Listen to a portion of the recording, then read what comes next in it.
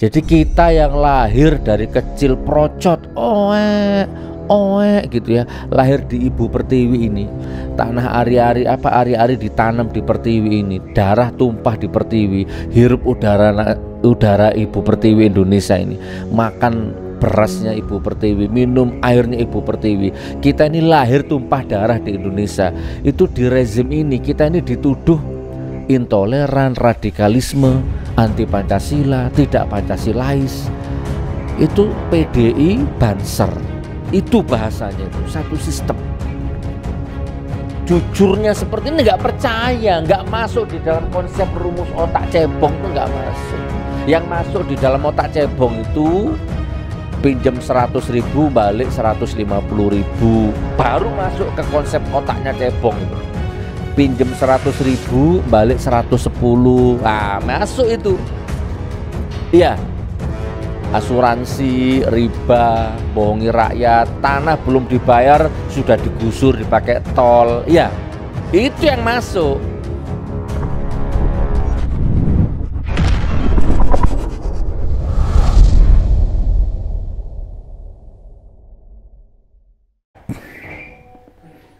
Yuk. Assalamualaikum warahmatullahi wabarakatuh. Assalamualaikum warahmatullahi wabarakatuh. Alhamdulillahirabbil alamin. Shalatu wassalamu ala Rasulillah sayyidina Muhammad wa ala alihi wa sahbihi ajmain, amma ba'du. Alhamdulillah. Sahabat, saudara, teman, ketemu lagi di konten ngobrol ngalor ngidul, ngobrol dewe. Ya, bikin rame-rame media sosial lah ya, positif negatif kembali ke pikiranmu. Manfaat atau tidak itu tergantung kembali ke pikiranmu juga. Dan insya Allah manusia itu akan mempertanggungjawabkan setiap apa yang dia perbuat, apa yang dia katakan. Termasuk video ini juga, ya pasti kelak akan dimintai pertanggungjawaban oleh Allah, kan begitu. Bahkan menurut pengalaman saya, tidak sampai ke akhirat, kadang-kadang di dunia ini pun kadang langsung dibayar kontan. Ya, akibat ya, sebab akibat apa yang sudah kita perbuat, apa yang sudah kita ucapkan, kita katakan, dan seterusnya. Nah, jadi insya Allah Munjia Channel atau saya secara pribadi insya Allah setiap bikin konten, setiap bikin video original konten baik buruk siap dipertanggungjawabkan insya Allah ya. Saudaraku, ini saya nggak punya materi, hanya baca saja ya. Ada catatan menarik di grup di WA. Wah, ini keren ini kalau dibaca ini ya. Ringan tapi berbobot gitu. Ada tiga. Ya nanti manalah kalau sampean suka, mana yang suka boleh dipotong silahkan lah ya, di-share boleh. Tiga-tiganya keren pokoknya. Nah, tulisannya biasa, Bang Azwar Siregar ini keren memang ya tulisannya. Saya sering baca tulisan-tulisan beliau ini. Bang Azwar Siregar. Ini marganya Siregar nih, berarti satu rumpun sama Denny Siregar nih. Tapi ini sepertinya beliau ini sepertinya lurus ya. Ini beliau membuat semacam obrolan ya antara jokower ya, antara orang yang taklid buta dengan rezim dengan orang ya. Jadi dia lagi terjadi obrolan ya di warung kopi ini mungkin. Nah, ini obrolan seperti ini kadang-kadang sering terjadi di dunia nyata. Banyak sekali rakyat kita itu yang berantem, tukaran, berdebat antara pendukung rezim dengan yang kecewa dengan rezim. Itu berdebat gitu kan. Nah, biasanya yang didebatkan itu seputar jalan tol ya. Kalau dari pendukung rezim ya, jalan tol gitu. Biasanya gitu. Nah, ini menarik ini. Ya, kita baca ya, coba ya. Ini perdebatan antara, gini aja deh biar bahasanya gampang ya, perdebatan antara cebong dan kampret gitu aja lah ya. Alhamdulillah. Bang, nah ini cebongnya ini. Bang, ekonomi memang sulit. Ini sambil tak tambah-tambah ya. Sekarang ini memang ekonomi sulit. Tapi apa semua itu salahnya Jokowi? Ah, kan begitu biasanya ya. Cebong itu kan gitu. Jadi kalau saya bikin video itu misalkan ada orang kelaparan gitu ya, ada jembatan putus gitu. Terus ada orang yang kecewa, mungkin BPJS-nya apa gitu. Itu biasanya cebongnya langsung komen. Ayam mati salah Jokowi. Semua apapun salah Jokowi. Ah, ini menarik ini. Bang, kata cebong, ekonomi memang sulit, tapi apa semua itu salah Jokowi? Nah, kata kampret, bukan. Yang salah bukan Jokowi. Yang salah adalah Presiden Republik Indonesia, bukan Jokowi. Jadi kalau ekonomi sulit, ekonomi nyungsep, ekonomi bangkrut, ekonomi defisit, ekonomi makro atau ekonomi mikronya reses gitu ya. Apa itu resesi ya? Itu bukan salahnya Jokowi, itu salahnya Presiden Republik Indonesia. Itu kata kampret. Terus cebongnya bantah lagi. Ah, memang abang ini ayam mati salah Jokowi, kodok mati salah Jokowi, tak tambah-tambahi ya. Apa-apa salah Jokowi, apa-apa salah Jokowi. Terus kampretnya jawab, saya cerita tanggung jawab presiden, bukan ayam, please deh jangan lebay. Ah gitu ya. Terus cebongnya jawab lagi, Pak Jokowi itu sudah banyak bangun jalan tol di mana-mana. Kampret langsung jawab, tunggu dulu, lewat jalan tol itu bayar. Kalau peduli sama rakyat, bikin jalan nasional yang gratis untuk rakyat. Bikin jalan tol itu, masuk jalan tol itu bayarnya mahal dan itu uang dari hutang. Dan bayar hutangnya nggak sanggup, bayar bunganya nggak mampu, terjerat riba, akhirnya bingung. Ya kan, akhirnya semua pajak naik, akhirnya rakyat juga yang jadi korban dan nggak semua rakyat bisa masuk ke fasilitas jalan tol. Nah, ini kata Gus Nur lah, ini bukan kata cebong. Tak tambah-tambahi. Masuk jalan tol itu bayar, bukan gratis. Harusnya bikin jalan, bikin akses yang bisa dinikmati oleh rakyat yang gratis. Ya walaupun nggak gratis ya, minimal rakyat mampu. Ndak ngutang kan gitu lah, ngutang kabeh yo iso gampang. Nah, ini obrolan ringan antara cebong dan kampret. Terus ndak terima cebongnya, masih ngomong lagi. Tapi Pak Jokowi itu sudah bangun infrastruktur di mana-mana. Tadi jalan tol, sekarang infrastruktur. Memang begitu memang. Ya begitu cara berpikirnya cebong. Tapi Pak Jokowi itu sudah bangun infrastruktur di mana-mana. Terus kampret jawab, di mana-mana itu di mana? Yang jelas dong. Jangan cuma di mana-mana, tunjukkan di mana-mana itu di mana. Jalan transnasional di Kaltim ini aja masih banyak yang rusak. Ya, jadi ingat beberapa dermaga pelabuhan juga yang mangkrak, ada jalan tol yang ambruk. Wah, lansak piturute ya.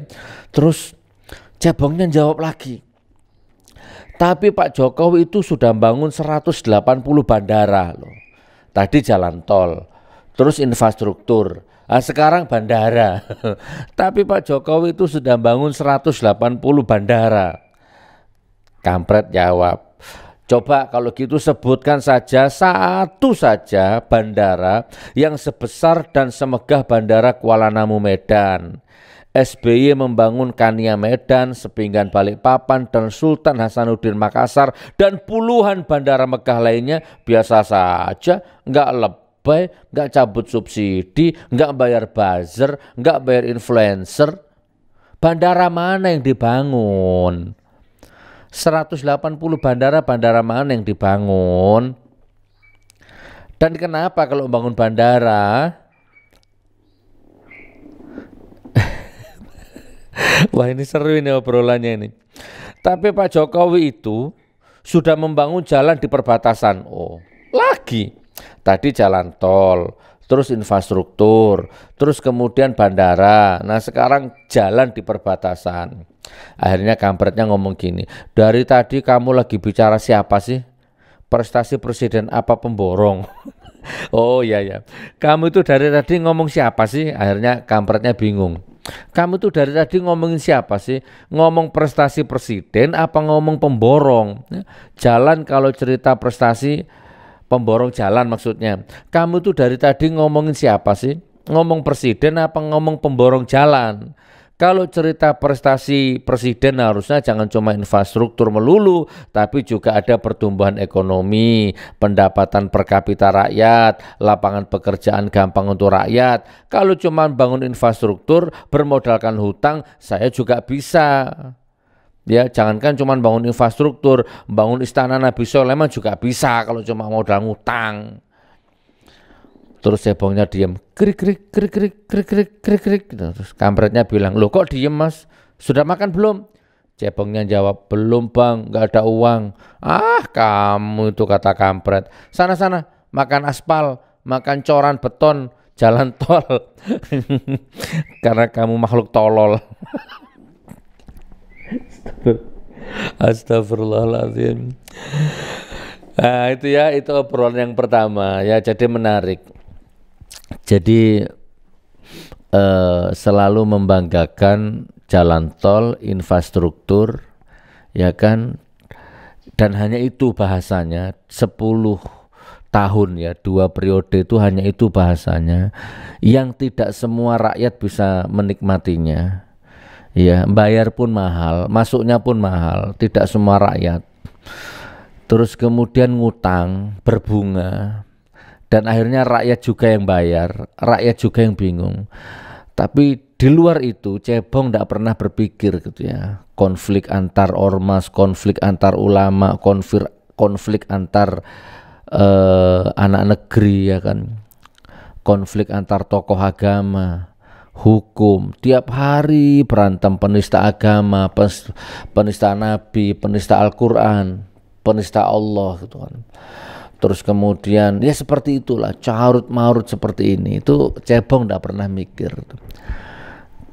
Ada buzzer, padahal setiap instansi itu pasti sudah ada humasnya. Nah, jadi kalau pinjam istilah Rocky Gerung itu, buzzer dan influencer itu adalah cermin retak ya, atau simbol kegagalan sebuah rezim gitu ya. Jadi minyak babi, minyak anjing, liur anjing, minyak babi, ya aslinya rezim ini. Terus humasnya udah nggak dipercaya, akhirnya membayar buzzer gitu, membayar influencer untuk teriak-teriak bangun opini bahwa minyak babi sama liur anjing tadi itu adalah minyak samin gitu, adalah minyak zaitun gitu. Kurang lebih seperti itu saudaraku. Di luar itu banyak sekali keresahan-keresahan rakyat ya, petani sayur stres kan, dibuang sayurnya gitu kan, petani beras stres gitu kan, semua import. Wah lansapi, belum pemandangan yang memuakkan koruptor gitu, kasus-kasus besar, satu belum selesai datang kasus yang lain. Kampret dan cebong di sebuah warung kopi ya, mudah-mudahan menginspirasi Anda cebong atau Anda kampret ya, wallahu alam, hanya Anda yang tahu. Terus ini yang rame sekarang ini, ada Puan Maharani ya, ini lagi rame nih. Puan Maharani itu mengeluarkan statement seolah-olah Sumatera Barat itu tidak Pancasilais gitu. Nah ini memang rezim ya yang didominasi oleh teman-teman PDI itu memang rata-rata itu, terus dibantu sama Banser ya. Itu suka sekali menuduh orang itu tidak Pancasilais, intoleran, radikal. Itu kan bahasanya. Jadi kita yang lahir dari kecil procot, gitu ya, lahir di Ibu Pertiwi ini, tanah ari-ari ditanam di Pertiwi ini, darah tumpah di Pertiwi, hirup udara Ibu Pertiwi Indonesia ini, makan berasnya Ibu Pertiwi, minum airnya Ibu Pertiwi. Kita ini lahir tumpah darah di Indonesia. Itu di rezim ini kita ini dituduh intoleran, radikalisme, anti Pancasila, tidak Pancasilais. Itu PDI Banser. Itu bahasanya itu, satu sistem. Gitu teman. Bahkan Profesor Suteki, guru Pancasila, filsafah Pancasila, 25 tahun mengabdikan dirinya untuk Pancasila, di rezim ini dibuang, difitnah tidak Pancasilais, ditukar dengan artis, ditukar dengan orang-orang yang Pancasila aja nggak hafal. Begitu loh rezim ini teman. Gitu ya. Ulama, kiai, orang, rakyat, masyarakat yang benar-benar nggak punya pamrih, nggak punya kepentingan, ikhlas, tulus gitu kan, memikirkan negeri ini dibuang-buang, difitnah-fitnah. Ya, sementara jongos, penjilat, munafik gitu kan, pembohong, pendusta itu di negeri ini, wah Masya Allah, dikenyangkan perutnya, dijajali duit mulutnya, brainwash, dicuci otaknya, diadu dengan anak negeri, dibentur-benturkan. Itu bahasanya oknum, bukan oknum lah, memang PDI ya begitu, teman-teman PDI itu. PDI plus Banser menikah, ya Ansor NU yang sekarang ini, Ki Haji Akil Sirot ini. Maka yang lahir adalah radikal. Itu Menteri Agama itu. Mulai dilantik sampai detik ini, yang keluar dari mulutnya cuma radikal saja. Radikal, radikal, radikal. Itu kan Menteri Agamanya itu. Seolah-olah tidak punya kerjaan lain. Dan yang diarahkan radikalismenya itu pesantren-pesantren. Menteri Agama sekarang ini. Menteri Pendidikannya ribut, Menteri Agamanya ribut, statementnya ribut. Begitu terus. Nah ini ada catatan menarik juga. Coba lihat. Ini ada yang menulis ini gara-gara loh, lagi-lagi Bang Azwar Siregar. Cerdas ini orang ini ya. Apa maksud adik puan ini? Wah, itu kata kan ngomong mudah-mudahan rakyat Sumatera Barat Pancasilais. Masya Allah. Mana tadi? Ini curhat Megawati. Kenapa ya rakyat Sumatera Barat belum menyukai PDIP? Terus Puan, semoga Sumbar jadi provinsi pendukung negara Pancasila. Emang selama ini nggak pendukung Pancasila? Kamu belum lahir Puan Maharani. Kamu belum lahir, Sumatera Barat sudah Pancasila. Heran. Nih, apa maksud adik Puan ini? Apakah hanya gara-gara calon gubernur dari PDIP selalu kalah di Sumatera Barat, terus dia menganggap bahwa Sumatera Barat menjadi provinsi yang kurang Pancasila? Sejak kapan PDIP menjadi lembaga sertifikasi Pancasila? Kenapa ikut-ikutan gerombolan dancer, bukan dancer, Banser maksudnya ya, yang merasa menjadi lembaga sertifikasi NKRI? Bagaimana bisa partai yang kadernya paling banyak korupsi mau dijadikan sebagai representasi manusia Pancasila? Kemarin yang sibuk mau merubah Pancasila jadi Trisila dan Ekasila itu siapa ya Jeng? Siapa ya Dek? Jeng Puan, Dek Puan, Mbak Puan? Catat ya Puan, justru Sumatera Barat adalah provinsi yang paling Pancasilais. Masyarakatnya sangat religius dan benar-benar berketuhanan yang Maha Esa. Tanah Sumatera Barat telah melahirkan pahlawan-pahlawan besar, pahlawan-pahlawan nasional, bahkan pahlawan kemerdekaan. Proklamator kemerdekaan bangsa ini selain Bung Karno adalah Bung Hatta, yang Muhammad Hatta asal Bukit Tinggi. Kemudian Muhammad Yamin, Muhammad Nasir, Muhammad Amir, Muhammad Nazir, Tan Malaka, Agus Salim, Asad ya, Tan Malaka, Sultan Syahrir, Hamka, Rasuna Said, Abdul Halim, Khairul Saleh, Ilyas Yakub, Tuanku Imam Bonjol, dan masih banyak lagi. Semuanya adalah putra-putra terbaik Sumatera Barat. Kamu baru bau kencur, baru lahir, berani-berani ngomong begini. Kalaulah semua provinsi di Indonesia dibagi jumlah penduduknya dengan jumlah pahlawan nasionalnya, saya yakin Sumatera Barat adalah penghasil pahlawan paling banyak di negeri ini. Catat itu, camkan itu. Dan kemudian kau Puan Maharani, begitu entengnya lidahmu meragukan kepancasilaan masyarakat Minang. SMA-mu di mana? Kok bisalah orang ini jadi ketua DPR RI? Bang Azwar Siregar, keren. Heran aku. Aku dituduh HTI.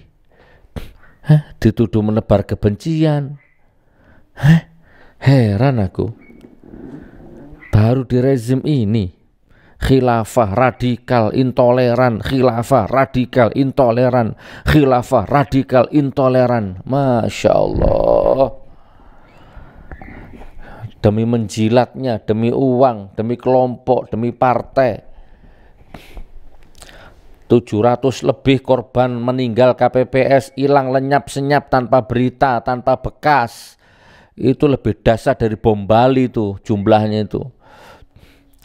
Tapi lagi-lagi khilafah radikal intoleran. Sekarang yang terakhir teman, ini bab khilafah ini keren ini. Mari infokan yang benar tentang khilafah. Wa idz qala rabbuka lil malaikati inni ja'ilum fil ardi khalifah. Apa khilafah? Apa khalifah? Tidak lagi dijadikan monster untuk menakut-nakuti publik. Dan Anda umat, Anda rakyat tidak perlu lagi takut dengan kata-kata khilafah. Apa itu khilafah? Nih dengerin, ada catatan menarik untuk Anda. Khilafah artinya adalah mengelola negara berdasarkan hukum buatan Allah, yaitu hukum Al-Quran dan hadis. Semuanya sudah diajarkan oleh Nabi Muhammad SAW. Kedua, khilafah adalah pendidikan gratis untuk semua rakyat, termasuk non-muslim. Ketiga, khilafah adalah kesehatan gratis untuk semua rakyat, termasuk non-muslim. Pendidikannya gratis, ya, kesehatannya gratis untuk semua rakyat, termasuk non-muslim dan semua agama. Itu namanya khilafah.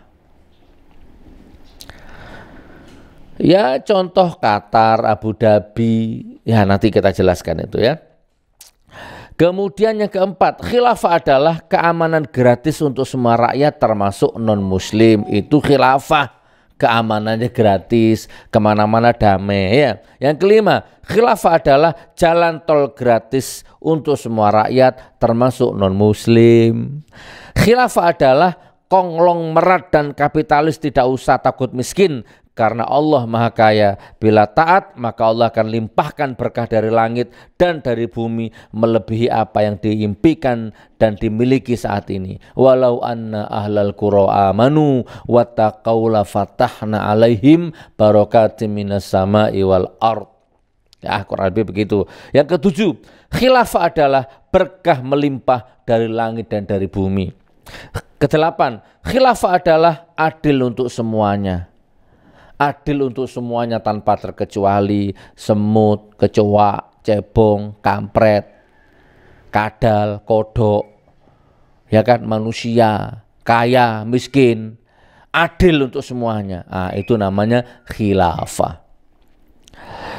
Khilafah adalah yang kedelapan, negara tanpa pajak. Al-Quran mengharamkan negara pungut pajak dari penduduknya, apalagi yang di garis kemiskinan. PBB, pajak penghasilan, pajak kendaraan, dan semuanya dihapus total. Itulah khilafah. Makanya jangan anti khilafah. Bayangkan kalau hidup tanpa pajak. Wow, keren. Ya, kalau negara sekaya Indonesia masuk akal ngomong seperti ini. Menjadi tidak masuk akal kan karena memang brainwash ya, pikiranmu, kondisinya kan memang sudah seperti ini, makanya menjadi tidak masuk akal. Ya, sebenarnya kalau Anda baca buku Paradoknya Prabowo itu, Paradok Indonesia yang menulis Prabowo itu masuk akal. Negeri ini Indonesia ini ngomong berandai-andai ya, tapi kan nyata.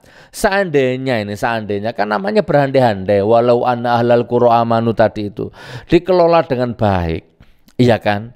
Itu nggak ada rakyat yang susah, itu nggak ada rakyat yang nggak makan, rakyat yang nggak punya rumah, itu nggak ada, karena berlimpah-limpah lebih-lebih gitu loh. Gitu loh teman. Ini berandai-andai nih, ngomong-ngomong kosong lah ya. Tapi kan Anda tahu, separuh dari kekayaan negeri ini dikuasai hanya segelintir orang. Yang kaya makin kaya, yang miskin makin miskin. Ya karena apa? Karena korupsi. Iya. Wah, ini kalau dijelentrehkan ngeri nih. Waduh. Nantilah kepanjangan waktunya nanti. Masya Allah, ya kayak negara-negara kayak yang kita sebut tadi itu, negara-negara kaya itu, Abu Dhabi, Qatar, Saudi, mana lagi Dubai, ya kan, Emirat Arab. Ya Allah, kan kaya-kaya raya, sukses semua ya. Nggak ada mobil cedul tahun 82, 75 itu nggak ada. Lamborghini seliwer-seliwer di jalan raya itu. Subhanallah, ya perkara negatif positif di sebuah negara ya, kita nggak ngomong masalah itu kan, kita lagi ngomong kemakmuran, kita lagi ngomong kemegahan. Lah kita ini kan enggak, mentalnya jualan kan begitu, mentalnya sales. Masya Allah, bukan hanya kekayaan sumber alam yang dijual, iman aja dijual di sini tuh. Idealisme, harga diri, iman dijual. Allah ya Karim, Allah ya Karim. Jadi khilafah itu adalah negara tanpa pajak. Ya suka nggak suka lah, terima aja, aku cuman baca. Yang ke-10, khilafah adalah Abu Bakar yang tetap menyulam keranjang dan berjualan di pasar meski dia telah menjabat sebagai presiden. Itu khilafah. Ya.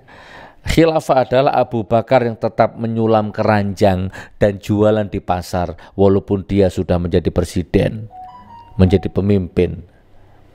Khilafah adalah Umar bin Khattab yang tetap memanggul sekarung beras seorang diri di tengah malam untuk rakyatnya yang kelaparan. Tidak ada kamera, tidak ada sudut pandang yang pas. Itu khilafah, teman. Gitu ya. Ke-12, khilafah adalah Umar bin Abdul Aziz yang memadamkan lampu minyak saat ngobrol soal pribadi dengan putranya karena tidak digunakan untuk kepentingan negara.